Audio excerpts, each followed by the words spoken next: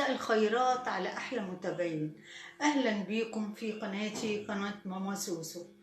النهاردة هنعمل حاجة، وصفة حلوة تقدري تعمليها. هي مكلفة شوية، احنا هنبسط الموضوع خالص. هبسط الفيديو والطريقة، هبسط لكم ازاي نوفره ونعمله كل حاجة، وبس نعمله كل حاجة بدل ما بنشتري من بره بالغالي. هنعمل الاكلير مكلف، بس ممكن تجيبيه على مراحل، وانا هعمل لك حاجات بسيطة مش عشان تقدري تعمليه. مش هخليكي تتكلفي ولا تجيبي حاجات غالية وبس. لازم نعمل لولادنا، مش هنقدر نقول لهم لا. احنا بعتنا من قيمة يومين جبنة بصراحة غالي جدا وما فيهوش حاجة. يعني انا عملته قبل كده في القناة وهعمل لكم المرة دي، بس تابعوني للآخر وتعالوا تشوفوا الطريقة ازاي وتجربي كل حاجة تعمليها. بس اوعوا تنسوني في المشاهدة والمتابعة والاشتراكات الجميلة والتعليقات اللي أجمل. وأقول لكم يلا بينا نبدأ ونقول بسم الله ونصلي على سيدنا رسول الله عليه أفضل الصلاة والسلام. يلا بينا، يلا حبايبي.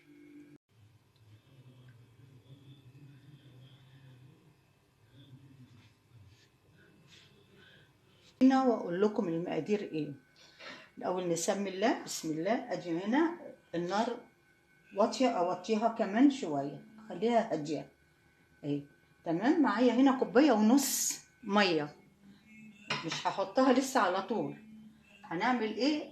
عندك لبن بودر ممكن تحطي، ما عندكيش مش مشكلة. عايزة تحطي لبن عادي حطي نص ونص.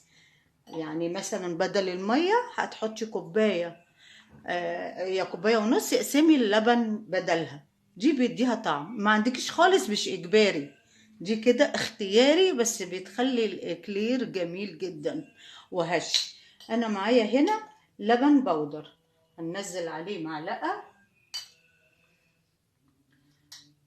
تانية. انا مش مليهم قوي، وبعدين شوية اكمل المعلقتين. يعني ادي كده معلقتين، هقلبهم كويس قوي قوي. واحط برضو هنا معلقة سكر. كل ده بحطه قبل الدقيق. خلاص. واحط تاني شوية ملح.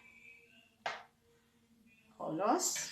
الفانيليا شوية كده بحطها. ادي كده قلبي قلبي قلبي كده لحد ما يدوب اللبن البودر. تمام. معلقة خشب او معلقة تستحمل العجينة لما هنحط برضو هنا الفانيليا. تمام. شوية صغيرة عشان لسه هنحط على البيض. احطهم على النار واقلبها. مجرد ما تفرق وتحسي ان سخنت ما تغليهاش. لو غليتيها المية بتنقص معاكي. فمجرد ما هتسخن، اول ما تقلب كده اول مرة، خلاص بهدي النار جدا لو هي النار عالية. وهقول لكم هنعمل ايه. اللي بقى ما تسخن قوي، عندي هنا كوباية سمنة وزيت. عايزة زيت لوحدي ماشي، ما تخافيش، مش هيكون مقرمش قوي، هيكون برضو حلو، والقرمشة من فوق ومن جوه بيبقى حلو. عايزة سمنة لوحدي ماشي، حسب ما انتي رغبتك وظروفك.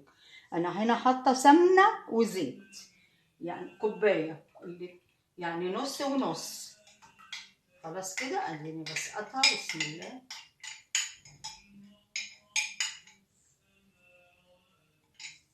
خلاص كده. وبرضو في انتظارها انها تسيح السمنة والزيت مع بعض. وخلاص. تمام. خلاص. محضرة الدقيق كوباية ونص ومعلقة ممسوحة نشا وذرة ملح بسيط عشان انا حاطة هنا. بدأت تغلي. خلاص. انزل عليها الكوباية ونص دقيق ونشا عليهم، معلقة ممسوحة نشا. خلاص. وذرة ملح. انزلها كده بسرعة برضو عشان بدأ يغلي. خلاص كلها تنزل عشان ده مقادير.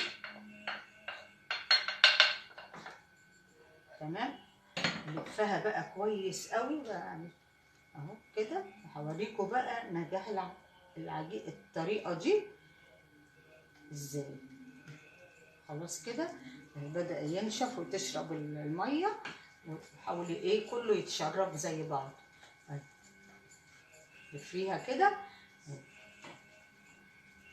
لحد ما تستوي. دي زي بلح الشام، بس بلح الشام بيتقلى. خلاص كده برفعها شويه كده من على النار عشان ايه اشربها اكتر. لو استنت على النار وانا بشربها ممكن تنشف، انا مش عايزاها تنشف. خلاص هي نجاحها في انها بتلزق وبتطلع معاكي كتله واحده، كتله واحده اهي. تمام يعني كده حطها. وحاولي تكون حله ألمونيوم او سلستين. ليه؟ لان لو عملتي في زنج ولا في حاجه بتخربشيها وانت بتدعكي بالدقيق في الدقيق. خلاص كده خلاص اهي شايفين. هسيبها بقى ايه تبرد، بقت كتله واحده اهي. خلاص هسيبها بقى تبرد وارجع لكم تاني.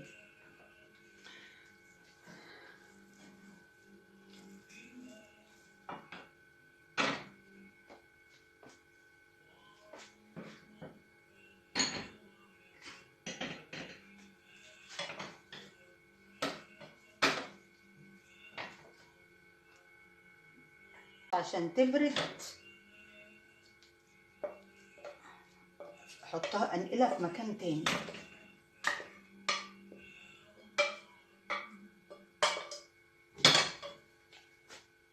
عبال الاكلير بقى اللي هو الدقيق بالميه بالسمنه يبرد.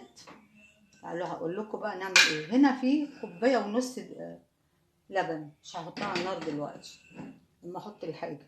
هحط هنا معلقه لبن بودر. تمام. هحط هنا كاستر. مش هعمل بقى بالبسري والحاجات المكلفه قوي، لا هنحط هنا. هشوفهم يطلعوا قد ايه. هي دي ما كملتش معلقه تانية عشان انا كنت واخده منها، يعني دي بتاع معلقه ونص. هاخد من واحده تانية هفتحها واخد منها. تمام من دريم. انا دي مش دريم بس طلعت حلوه جدا. خلاص دي بقى ايه هفتحها مقص جنبي، وهاخد من البستري دي معلقه او معلقه ونص. البستري دي بجيب الحاجه لما بروح كارفور اجيب الحاجه واركنها عندي.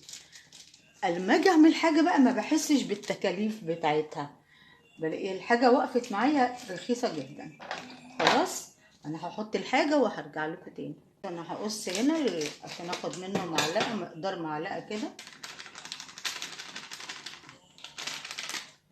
تمام.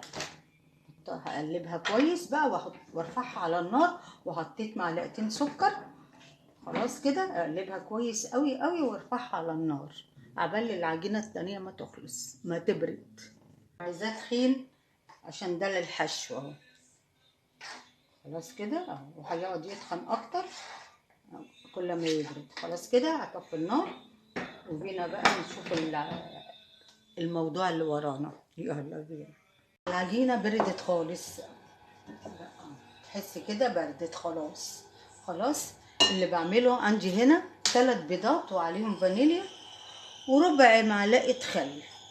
هعمل ايه؟ انا مش هعملها في العجينه المره دي، العجينه تقيله عشان اجيبها تقيله على كتفي. نبدا بقى نقول بسم الله وننزل بيضه بيضه بيضه بيضه. ننزل هنا واحده قدامكم، واحده اهي بالفانيليا بتاعتها اهي. اضربها بقى بسم الله. انزل التانية لما تدوب خالص خالص، لما تختفي يعني. التانية وهعمل التالتة وهوريها لكم بقى. كده انا بندم ان انا ما عملتهاش في العجان. العجانة بتسهل اكتر كمان.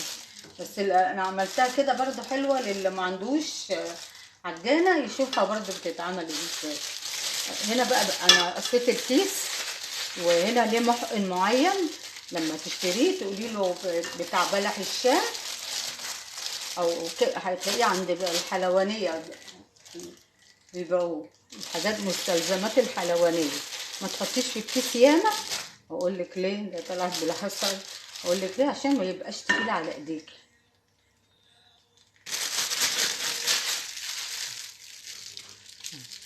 هنا تحطي ورق وزبده. انا مش حاطه ده ورق زبده الحقيقه يعني، انا برضو ايه اقتصاد.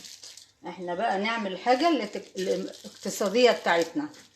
ورق اللي هو الحواوشي ده بيتباع بالكيلو ب15 جنيه، بيقعد عندك كتير كتير لانه كتير قوي.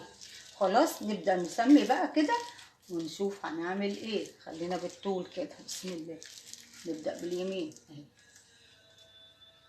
7 سنتي اهي. بص الجمال، ما شاء الله ما شاء الله، جميله. بسم الله الرحمن الرحيم. هاخد المقص انا اوسها انزلها. تمام اهي. ايه رايكم بقى؟ بص الجمال بص الجمال. نبدا تاني واحده كمان ننزلها اهي. تمام. بصي ايه الجمال ده. لا حاجه جميله جدا يعني. هي متعبه الحقيقه بس حلوه ما تعمليها وتنجح معاكي تبقي فرحانه. خلاص كده نعملها بقى واوريها لكم. والفرن يكون والع وعالي وتعملي اللي تحت بس دلوقتي. هدخلها الفرن. لازم تسيبي مسافة كبيرة، مسافة كبيرة لانه بيفرج. خلاص هدخلها الفرن لان الفرن والع وسخن جدا. في الفرن نفش ازاي وعلى دليل على ان العجينة الحمد لله حلوة ومظبوطة. هو بدأ يستوي من تحت بس انا هولع الشعلة بسيط جدا ثواني. هو المفروض ما ولعش الشعلة بس انا عند فرني مختلف شوية بيدوخني شوية. خلاص كده هولع الشعلة واوريها لكم. طلعت صينيتين من الفرن بس لازم تصبري عليها لما تبرد. بص جميل ازاي. افتح لكم قلبها وتشوفوا القلب وجمال. بصوا خفيف ازاي. بص مش تخين ولا في اي حاجه. اه حلو جدا جدا. ونحشيها. انا هحشيها كده. انا للحقيقه مش بعرف اخرمها واعملها كده. خلاص استنوا بقى عليا عشان احشيها كده. يبقى لسه لها ايه بقى؟ لسه لها التزويق الشوكولاته. خلاص بصوا كمان اهو. بصوا بصوا الحلاوه اهو. خفيف جدا اهو. حط تاني. مش هحط كتير زي اللي حطيتها دي. بصوا بقى في حاجه تانية عايزه اقولها لكم. ممكن انتي مش قادره تعملي النهارده الحشو تفتحيه وتشيليه ما يجراش اي حاجه. تحطيه في كيس نايلون وما يجراش اي حاجه. خلاص انا هخلص وارجع لكم تاني عشان اعمل الصوص الشوكولاته. اقول لكم ان احنا بيضحك علينا من التجار من الاخر. لان بيطلع كوبايه ونص بيطلع كميه كبيره قوي كتير. احنا عايزين احنا اللي يضحك علينا. ليه ما نعملش في بيتنا؟ بص انا عملت بقى ايه صوص الجنش. انا الحقيقه عشان انا طول النهار كنت بشتغل فمش قادره اعمل اسيح بقى شوكولاته بيضه مش قادره. فانا عملت جنش على طول يسهل لي الموضوع وهوريكم بعد ما اتحشى بقى. بس الصينيه دي لسه الاخرانيه دي لسه طالعه من الفرن لسه. خلاص كده اهو كده هوسها بالصوص الشوكولاته اهو. انزلها بقى هنا. تمام. انا كان نفسي اعمل النهارده الابيض الصوص ازوقه بالابيض. جبت اخري بقى النهارده وانا بعمل متاخره النهارده. بصوا اهو كده شايفين. خلاص كده تمام. اخلص الكميه وارجع، مش هعمل الكميه كلها، انا هعمل على قد اللي عايزينه، والباقي الصبح اعملها. انا زي ما قلت لكم ممكن تفتحيه وما تحشوهوش في نفس الوقت وما تزوقهوش، بس يكون طري معاكي ان هو فتحتيه. خلاص انا هخلص الكميه اللي انا عايزاها وهوريها لكم. جمال بقى بعد ما خلص تقدري بقى تزوقيه تاني بالشوكولاته البيضاء، او ترشي عليه فرماسيل، اي حاجه تزوقي بيه. انا استكفيت بكده ولسه عندي اهو لسه عايزين يدهنوا، وفيها شويه عايزين يتحشوا. لا عشان اصور واخلص اجيب لكم بالحبه دول. فاقول لكم هي الحكايه بسيطه جدا ومش مكلفه لو انتي جبتي على مراحل الحاجه. لو كل كام يوم تجيبي حاجه مش مكلفه، هي 3 بيضات والحاجات تجيبيها برضو على مهلك. بكده انتهى الفيديو. ولو عجبكم الفيديو ده ما تنسونيش في المشاهدة والمتابعة عشان يوصلكم مني كل جديد، واقول لكم الى اللقاء في فيديو جديد في مطبخ ماما سوسو. يا رب يعجبكم الفيديو ده، وعايزة منكم لايكات كتير. باي باي.